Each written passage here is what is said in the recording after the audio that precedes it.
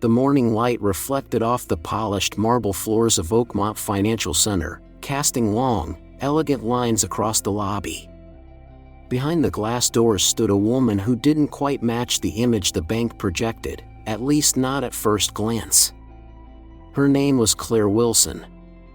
She was 33, dignified and composed, with soft brown skin and shoulder-length natural hair. She wore a simple gray cardigan over a plain white t-shirt, paired with jeans and well-worn flats. No designer labels. No expensive jewelry. Just calm confidence. Claire knew exactly how she looked. In fact, she chose it. Long before she married Robert Wilson, a tech billionaire and now majority shareholder of Oakmont, Claire had embraced a personal philosophy: let your work speak louder than your wardrobe. And though her life had changed dramatically over the past few years, her values had not. As she entered the bank, the reception area buzzed with the quiet energy of a weekday morning.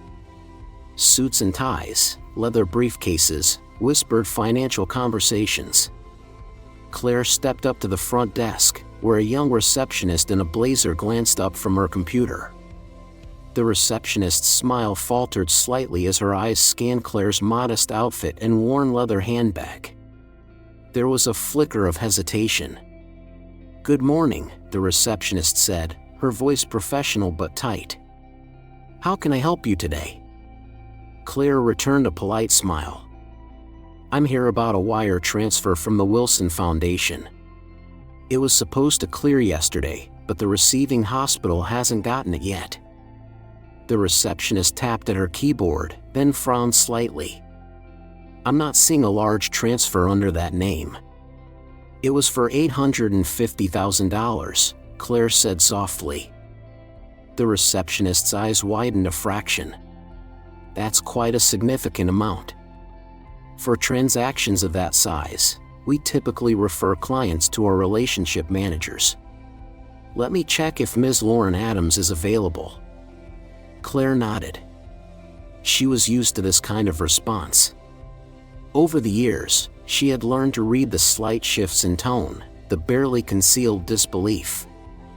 In banks, boardrooms, and even charity galas, there were always people who mistook simplicity for insignificance.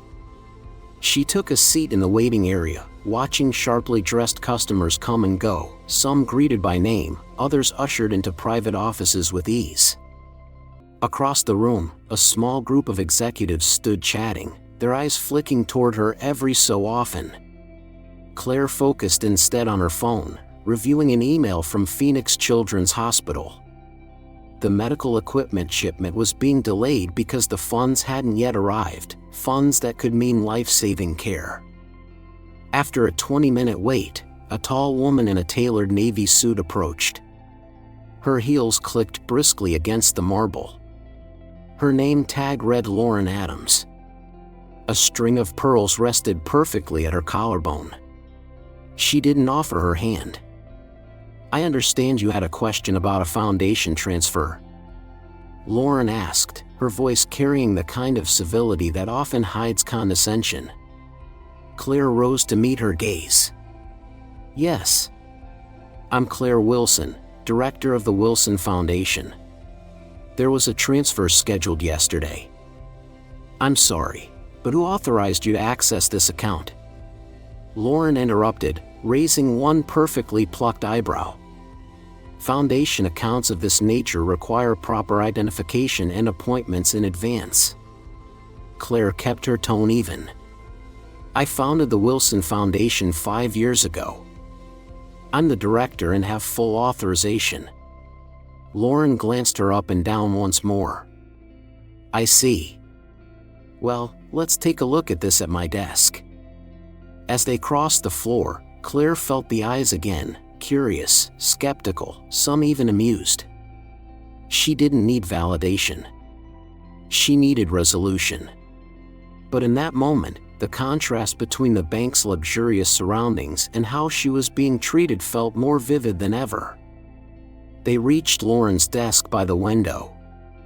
Lauren gestured for her to sit, but made no attempt at warmth. So, Ms. Wilson, what's the account number? Claire provided the details. Lauren typed quickly, then frowned. I'm not seeing a foundation account with that level of balance under your name, she said flatly. Are you sure you're not mistaken about which bank holds your funds? Claire pulled out her phone again and opened her banking app. This is the account. It's been with Oakmont for 3 years. As you can see, the balance is over $3 million. Lauren glanced at the screen, then dismissed it with a wave of her hand. Anyone can create a mock-up of an app. I'm sorry, but we require more than a screen and a story. Claire sat straighter. The stakes had just changed. And though Lauren didn't realize it yet, so had the power dynamic in the room.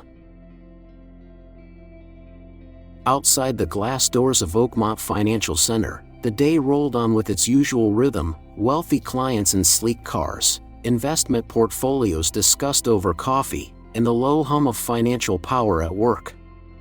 Inside, Claire Wilson remained seated at Lauren Adams's desk, trying to maintain her composure as disbelief and dismissal greeted her every word. Lauren leaned back in her chair, clearly growing impatient. Ms. Wilson, we have policies to maintain. Clients dealing with multi-million-dollar transactions typically come prepared with documentation, appointments, and appropriate presentation. Claire didn't flinch. She had heard this kind of tone before. It wasn't new, but it still stung. She took a steadying breath. The funds were meant for a children's hospital. Time is not on their side. Lauren merely pursed her lips. Perhaps try our Eastern District branch. They handle smaller-scale clients. Claire's calm finally cracked. I'd like to speak to your branch manager. Lauren stood, her posture sharp. I am the senior relationship manager for this branch. You've received my professional assessment. Now, if you'll excuse me. Before she could finish her sentence, Claire stood as well. Her voice was firm. You're making a mistake. Lauren raised a manicured hand, signaling toward a nearby security guard. Rogers, please ensure our clientele are not disturbed by situations like this again. Humiliated but proud, Claire gathered her things and walked toward the door, every eye in the bank following her. No one offered help. No one intervened. The marble floor echoed her quiet steps as she exited. Exactly 7 minutes later, the atmosphere in the bank shifted dramatically. A sleek black Lincoln pulled up outside, its engine humming with quiet power. The driver stepped out and opened the rear door. Out emerged a man in his early 50s, with silver-gray hair that was impeccably groomed, and a charcoal suit that whispered bespoke tailoring. His walk was purposeful, his expression unreadable. Robert Wilson had arrived. Inside the bank, conversations halted. Heads turned. Even the seasoned clients glanced up, recognizing the air of someone important, though many didn't yet realize just how important. From his office, branch manager Richard Miller rushed forward, adjusting his tie nervously. Mr. Wilson, what an honor. We weren't expecting you until tomorrow's formal introduction. Robert shook his hand briefly. I decided to stop by early. Get a feel for the place. His deep voice was calm, measured. My wife mentioned she came in this morning to address a wire transfer issue with our foundation. Richard blinked. Your wife, sir? Yes. Claire Wilson. About 5 feet 7 inches, shoulder-length curls, wearing a gray cardigan today. Has she been by? From across the lobby, Lauren Adams, still at her desk, froze. Her face drained of color as the truth began to dawn. I believe I spoke with a Ms. Wilson earlier, she said, stepping forward with a forced smile. She didn't mention her connection to you, Mr. Wilson. She wouldn't. Claire prefers to handle foundation matters on her own merit, Robert replied coolly. Turning to the executive beside him, he said, Marcus, could you please call Claire and ask her to return? I think we need to have a conversation. Lauren's tone shifted from polished to panicked. There may have been a misunderstanding. The woman who came in didn't have proper ID, and Robert's eyes narrowed just slightly. Interesting. Because the Wilson Foundation has had over $3 million in active holdings here for years. My wife is the executive director. She's handled every major donation and grant disbursement. If she walked into this bank, she should have received immediate, professional service, regardless of how she dressed. Richard Miller tried to intervene, beads of sweat forming on his brow. I'm certain this is all just a mix-up. Ms. Adams is one of our most attentive staff. Robert cut him off. Is she? At that moment, the glass doors opened again. Claire entered quietly, her presence humble but unmistakably dignified. The room went silent. Even those who had scoffed at her earlier now looked on with uneasy realization. Robert, Claire said gently. Claire, he greeted her, then turned back to Lauren. I was just asking Ms. Adams how she assisted you this morning. Lauren stammered, but Claire raised her hand slightly. No need to retell it all here. I think a private conversation would be more appropriate. Robert nodded. Mr. Miller, your office please. And Ms. Adams, you'll be joining us. The trio walked past the stunned onlookers. Conversations resumed in hushed tones. Whispers spread like wildfire. The woman in the gray cardigan wasn't just any customer, she was the wife of the man who now owned the bank. And suddenly, everyone realized they had just witnessed the start of a reckoning. Inside the glass-walled office of branch manager Richard Miller, the atmosphere was anything but transparent. Though the sunlight poured in from the tall windows overlooking downtown, a storm had settled in the room. Claire Wilson sat poised, hands folded neatly in her lap, her expression calm but resolute. Across from her, Lauren Adams stood stiffly near the door, her earlier self-assurance now eroded. Robert Wilson, still impeccably composed, took the seat beside his wife and turned to Richard. Before we move forward, Robert said, his tone firm, I want to hear exactly what happened here this morning, from Claire. Claire gave a nod and spoke in an even voice. I arrived around 9:40 a.m. I approached the front desk and explained there was a delay with a wire transfer from the Wilson Foundation to Phoenix Children's Hospital. The receptionist looked me up and down, seemed doubtful, and passed me off to Ms. Adams. I waited over 20 minutes while other clients were seen ahead of me. Lauren's face tensed, but she said nothing. Claire continued, when Ms. Adams finally met with me, she questioned my authority to manage the account. She asked for identification, which I offered to provide, but she dismissed me. When I showed her our banking app, including the account balance and pending transfer, she said it could be fake. Then she told me this wasn't my kind of bank and suggested I try a community credit union. She eventually asked security to escort me out. Silence hung thick in the room. Richard looked stunned. Robert turned slowly to Lauren. Ms. Adams, he said, his voice low but edged with steel, is that an accurate account of what occurred? Lauren's voice was small now. Mr. Wilson, I may have been overly cautious. But in my defense, she didn't. He held up a hand. No excuses. Did you or did you not tell my wife this was not her kind of bank? Lauren hesitated, then nodded. Yes, sir. But I didn't know who she was. Claire finally looked at Lauren directly. And that's the point, Ms. Adams. You shouldn't need to know who I am to treat me with respect. I wasn't asking for favors. I was asking for the same service any other client would receive. Robert's expression darkened. Let me be perfectly clear. Claire isn't just my wife.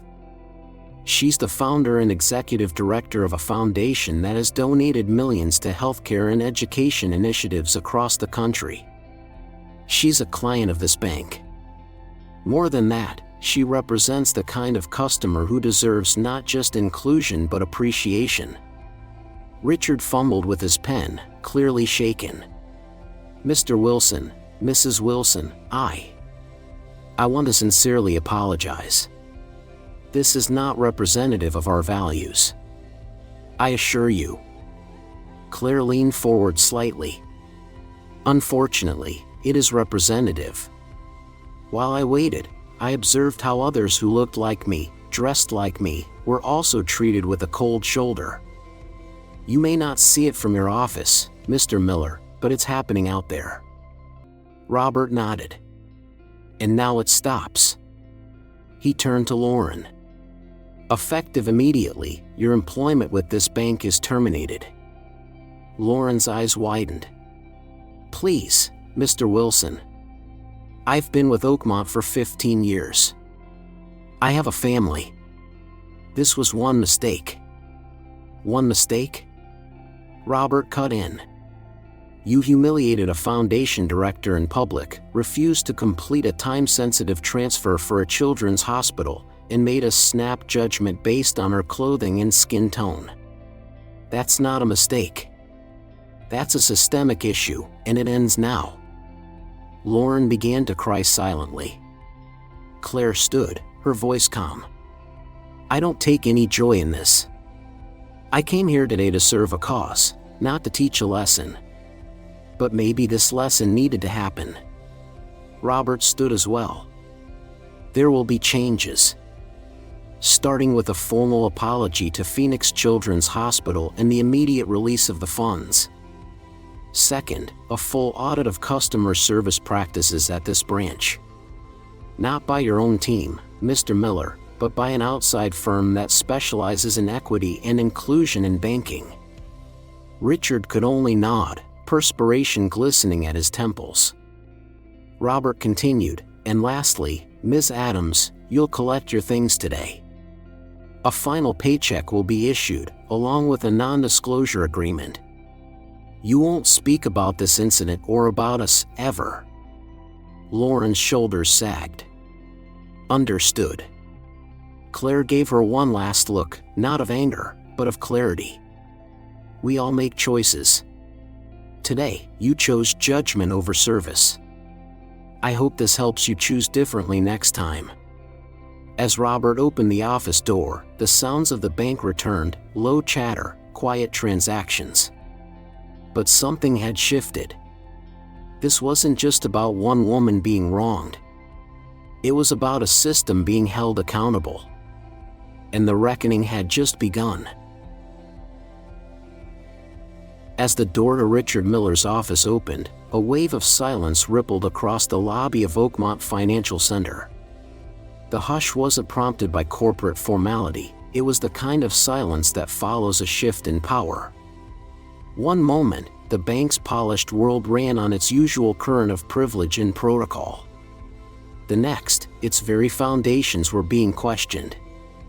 Robert Wilson and Claire Wilson stepped out together, walking side by side. Though she still wore her simple cardigan and jeans, Claire now carried a presence that no one in the room could ignore. Behind them, Lauren Adams remained inside the office, collecting her things with shaking hands, her pearl necklace trembling as she reached for a tissue. Richard stood a step behind the Wilsons, nervously adjusting his collar. Ladies and gentlemen, Robert's voice rang out clearly across the spacious lobby. If I may have your attention. Employees paused mid-sentence. A few customers, some in suits, others in more casual attire, turned to face the source of the interruption. The soft rustling of paper and keystrokes faded as the room collectively listened. For those who may not know me, Robert began, I'm Robert Wilson, the new majority shareholder of Oakmont Financial Group." A murmur moved through the crowd. "This was not how I planned to introduce myself," he continued. "But today, my wife Claire, founder and executive director of the Wilson Foundation, a long-standing client of this bank, was denied service. Not because of policy. Not because of missing documentation. But because of how she looked." Gasps could be heard. Even some of the more seasoned bankers looked unsettled. "She was told this wasn't her kind of bank," Robert went on. "Told to come back with proof of her identity, despite having handled millions through this very institution. Told to try a community credit union, as if her presence here was somehow out of place." He let that hang in the air. "I want to be clear, this is not acceptable. And it will not be tolerated under my leadership." Next to him, Claire remained composed, though her heart beat a little faster. She had spent years building her foundation from the ground up, earning every bit of respect not because of her husband, but because of her work. And now, standing in front of a crowd that had once judged her silently, she finally felt seen. Robert continued, "The mission of a bank isn't just to manage wealth. It's to serve people. All people. Regardless of whether they walk in wearing a three-piece suit or a gray sweater." From this day forward, Oakmont Financial, soon to be renamed Wilson Community Bank, will operate on principles that reflect the dignity of every individual. An older woman in the back nodded slowly. A young teller wiped a tear from her cheek. Some looked ashamed, others inspired. All were attentive. "This branch," Robert said, gesturing around, "will undergo a complete review of its customer service practices. Every staff member will be retrained. And anyone who cannot align with our values of inclusion, fairness, and professionalism will be replaced." Then he paused and looked toward Claire. "This is not about punishment. It's about progress. And today, that progress begins." Claire stepped forward and added gently, "I didn't come here looking to make headlines. I came as a client trying to complete a transfer to a hospital that's waiting on equipment for children in need. What happened to me isn't unique. Too many people, especially those who look like me or dress like me, are made to feel invisible in places like this. That stops now." Her voice was soft, but it echoed across the space with quiet strength. "As of this moment," Robert concluded, "the funds will be transferred. Fees will be waived. And a formal apology will be sent to the hospital. We will not allow prejudice, unconscious or otherwise, to delay life-saving help." The security guard who had once been told to escort Claire out now stood still, his face solemn. One of the junior bankers clapped. Then another. And soon, the lobby erupted in sincere, spontaneous applause. As Robert and Claire turned to leave, the staff and customers stood a little straighter. Not because they were told to, but because they had witnessed something that mattered. A moment of accountability. A moment of change. Outside, the spring sun cast warm light over the bank's grand entrance. Claire looked up, breathing deeply. "You handled that perfectly," she told Robert. "I just followed your lead," he replied with a half-smile. Claire took his hand. "Then let's finish what we started." They stepped off the marble steps not just as a couple, but as quiet revolutionaries, ready to build something better, starting with a bank where everyone belonged. 3 months had passed since the morning Claire Wilson was told she didn't belong at Oakmont Financial Center. It felt like a lifetime ago, and yet, the memory remained vivid. Today, she pulled into the parking lot of the same building. But the sign out front now read something very different: Wilson Community Bank. The name change wasn't just symbolic. It represented a fundamental shift in the bank's identity, one that had grown from a moment of injustice into a mission of inclusion. Claire parked her modest sedan, still the same one she'd driven before her husband's tech empire took off, and stepped out, her soft leather tote tucked beneath her arm. The warm summer breeze tugged at her cardigan. As she approached the entrance, the automatic doors opened smoothly, welcoming her into a space that no longer felt cold or exclusive. Inside, the atmosphere had changed dramatically. Gone were the stuffy, impersonal designs and hushed, intimidating silences. In their place were warm tones, comfortable seating, and friendly voices. A new slogan now stretched across the wall in bold letters: banking for every journey. At the front desk, a cheerful receptionist greeted her with a genuine smile. "Good morning, Mrs. Wilson. Mr. Grant said you're expected in the conference room. Right this way." Marcus Grant, the new branch manager, had been handpicked from a community development bank in Chicago. His background wasn't just in finance, it was in serving underserved neighborhoods, launching microloan programs, and bringing dignity to banking. And that, more than his resume, had impressed Claire. The conference room was bright and modest, furnished not for show, but for functionality and collaboration. Around the long table sat about 20 employees. Some were familiar faces from the old Oakmont days, while many were new, recruited with an eye toward empathy, diversity, and community experience. On the screen behind Claire's seat was the Wilson Foundation logo, paired with the updated emblem of the bank. Today was an important day, the official launch of their financial inclusion initiative. Claire took a deep breath and began. "Thank you all for being here. As many of you know, this journey began with a difficult experience, a moment that revealed uncomfortable truths about how we, as an institution, made people feel. But instead of walking away, we chose to lean in. We chose to build something better."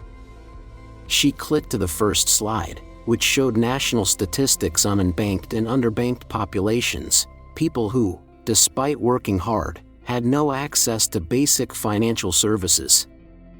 For too many Americans, especially in rural towns and inner-city neighborhoods, traditional banking feels out of reach. Whether it's because of high fees, minimum balance requirements, or simply walking into a place that makes you feel judged, banking can feel like a closed door. Around the table, heads nodded. A few employees scribbled notes, others simply listened intently. "Our goal," Claire continued, "is to open that door, to make sure everyone, regardless of their income or appearance, feels seen, respected, and supported." She outlined the 3 pillars of the new initiative. Free financial literacy workshops, held weekly at the bank and streamed online, tailored to seniors, single parents, and first-time earners. No-fee checking accounts with no minimum balance, eliminating barriers that once turned people away. Small business microloans, aimed at helping local entrepreneurs, many of whom had been overlooked by traditional lenders, start or grow their ventures. One young teller raised her hand. "Claire, sorry, Mrs. Wilson, how will we measure success?" Claire smiled. "You can call me Claire. And that's a great question. We'll measure it not just in numbers, but in stories. In the woman who opens her first bank account at age 62. In the single father who attends a budgeting workshop and finally starts saving. In the teenager who walks in wearing jeans and leaves with a plan for the future." Applause followed, modest, but heartfelt. After the presentation, Claire walked through the main floor, observing staff interact with customers. A housekeeper in uniform was being gently guided through her new savings account setup. A young man in work boots chatted with a loan officer about starting a landscaping business. Everyone mattered now. Outside, in the parking lot, Robert Wilson was waiting for her. He leaned against his car, waving casually as she exited. "How was the launch?" he asked. Claire beamed. "Better than I imagined." You wouldn't recognize the place, not just how it looks, but how it feels. Robert nodded. Sometimes the best things grow from the worst moments. She looked back at the building. That one mistake changed everything. Not just for me, but for hundreds of people who now feel welcome. Robert reached for her hand. And that's the kind of legacy that lasts. They stood there a moment longer, basking not in the sun, but in the knowledge that transformation, when grounded in purpose, can reach far beyond the walls of any institution. Inside Wilson Community Bank, the energy was different now, quieter in a meaningful way. It wasn't about hushed tones and exclusive deals behind closed doors anymore. Instead, it was about listening, about connection, about trust. For Claire Wilson, that change was tangible. Not in headlines or boardroom announcements, but in the everyday moments that passed without fanfare, the kind of moments that mattered most to the people this bank had once overlooked. As Claire strolled through the lobby that afternoon, she noticed small but powerful shifts. A woman in her late 60s stood at the service counter, her silver hair tucked under a soft floral scarf. She clutched a canvas purse and looked nervous.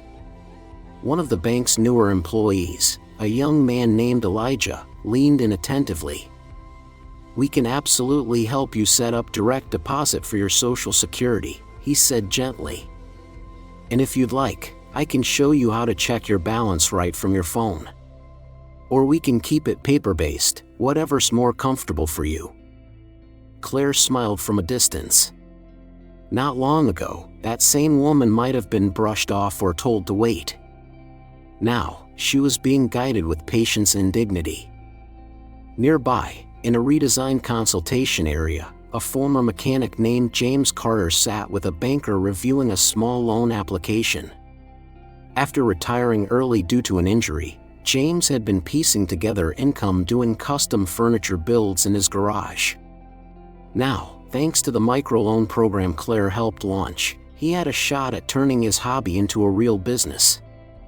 "I never thought I'd qualify for a loan again," James was saying. "Most banks looked at me like I was wasting their time.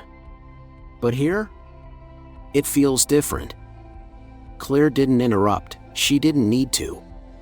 That was the point. This wasn't about her. It was about the people who had, for too long, been talked down to or ignored. In the corner, a teenage girl in a hoodie sat across from a financial coach.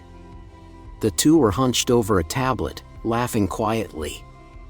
The girl had just opened her first savings account under the youth program and was learning how interest worked.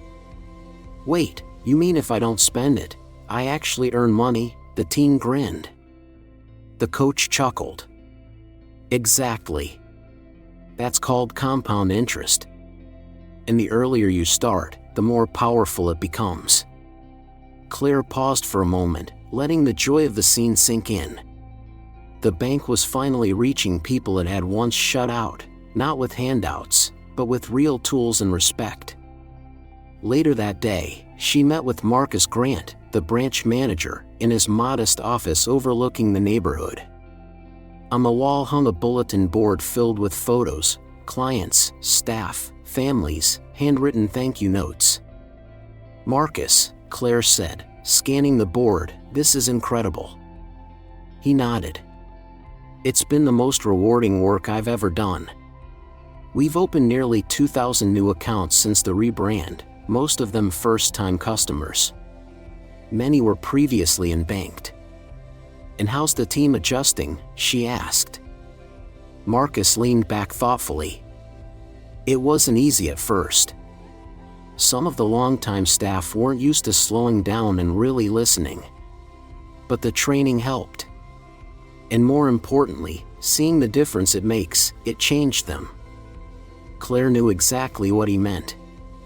Culture didn't change overnight. But with the right intention and follow-through, it could shift deeply and permanently. Before leaving for the day, Claire stopped at the community notice board near the entrance. There were flyers for upcoming workshops, understanding credit scores, budgeting after retirement, fraud protection for seniors. Each session was free, open to the public, and taught on Saturdays when people could actually attend. A woman exited the bank just as Claire turned to leave. She was in her early 70s, simply dressed in beige slacks and a cotton blouse, her purse clutched tight. She paused beside Claire, her expression shy but sincere. "Excuse me, are you Mrs. Wilson?" she asked softly. Claire nodded. "Yes, I am." The woman smiled. "I just wanted to thank you. This is the first time in my life I've walked into a bank and felt like I wasn't being judged. They helped me set up my first savings account today. I even asked a question, and they treated me like it mattered." Claire's eyes warmed. "I'm so glad to hear that." The woman hesitated, then added with a whisper, "You've changed more than a bank. You've changed how people like me feel about money, and about ourselves." As she walked away, Claire stood still for a moment, her heart full. She thought back to the day she was told she didn't belong in this place. And now? This story reminds us that dignity doesn't come from wealth, titles, or tailored suits, it comes from character. Claire Wilson, a woman of quiet strength and simple appearance, faced public dismissal not because she lacked value, but because she didn't fit someone else's idea of success. And yet, she chose not to retaliate with anger. Instead, she responded with grace and purpose, transforming a moment of discrimination into a movement of inclusion. For those of us who have lived through decades of change, this tale strikes a familiar chord. Many of us know what it feels like to be overlooked, underestimated, or unfairly judged, whether because of race, age, gender, or even something as simple as the clothes we wear. But what this story teaches is profound. Respect shouldn't be earned through appearances, but given through principle. Even more powerful is Claire's decision to build rather than destroy. She could have walked away. She had every right. But she stayed, and used her voice to lift others who had no voice in that space. That's leadership. That's legacy. In our own lives, we, too, have opportunities to correct injustice, not always through dramatic gestures, but through daily choices. We can speak up, show kindness, and challenge assumptions. Whether you're 35 or 75, it's never too late to stand for dignity, for yourself and for others. Because in the end, it's not about how you're seen, it's about the values you carry with you, wherever you go.